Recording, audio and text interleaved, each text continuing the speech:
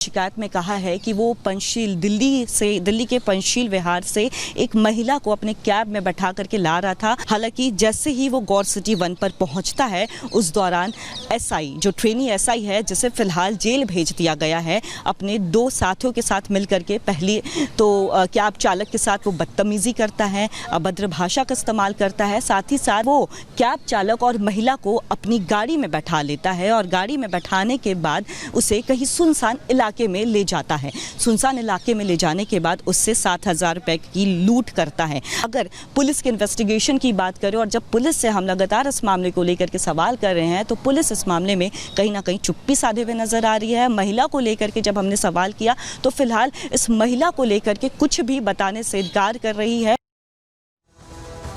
तो हमारी सहयोगी कोमल की ये रिपोर्ट आप देख रहे थे, लेकिन कोमल, जो 2 उसके और साथी थे इस एसआई के, वो अभी फरार हैं। उनके लिए क्या किया जा रहा है, उनकी तलाशी के लिए, दबिश के लिए?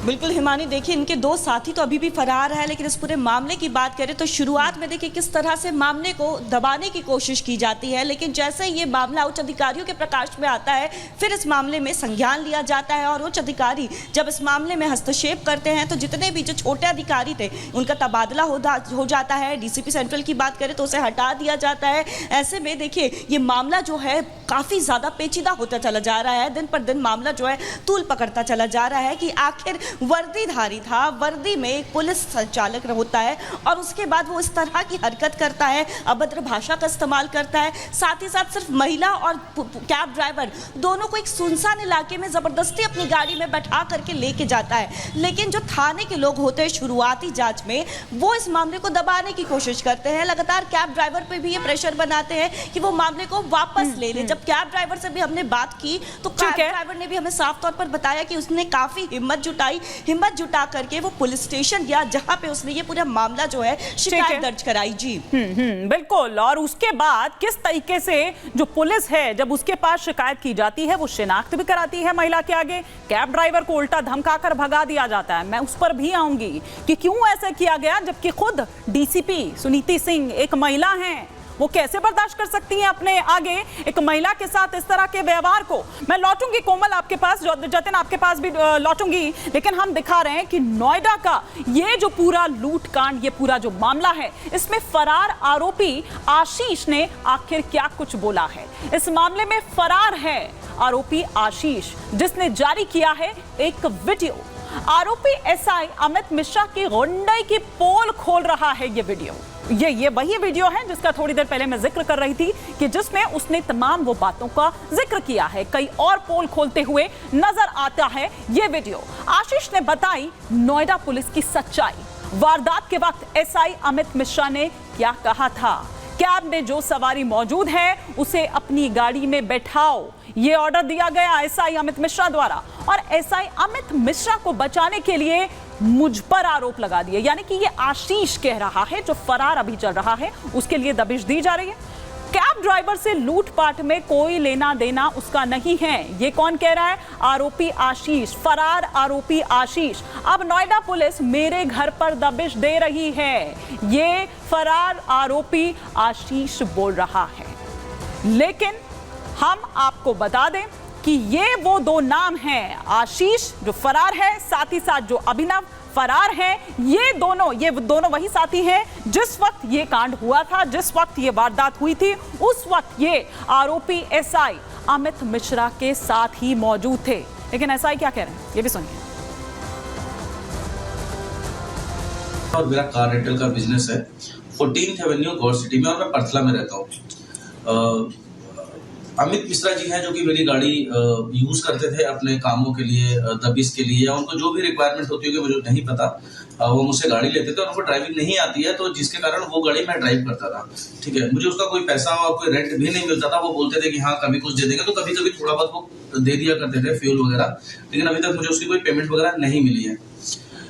अभी 1 तारीख और 2 तारीख की रात के बीच में 1 तारीख की रात और 2 तारीख की सुबह के बीच में क्या हुआ कि उन्होंने किसी को पकड़ा ड्राइवर को, और उस ड्राइवर ने उनसे उनके ऊपर पैसे लेने के आरोप लगा दिए कि उन्होंने उनसे पैसे ले लिए। सर देखिए, मेरा कार रेंटल का काम है, मेरे पास ठीक ठाक पैसे थे, मुझे किसी भी पैसे वैसे की जरूरत नहीं है। मेरी मजबूरी है कि पुलिस प्रशासन ने इसलिए मुझे गाड़ी देनी पड़ती है, क्योंकि अगर हम गाड़ी नहीं देंगे तो हमारा काम बंद कर दिया जाएगा। और अक्सर ऐसा होता भी है कि कभी चालान काटने लगते हैं कि गाड़ी रोड पे खड़ी है, इस तरह का बहुत परेशान किया जाता है।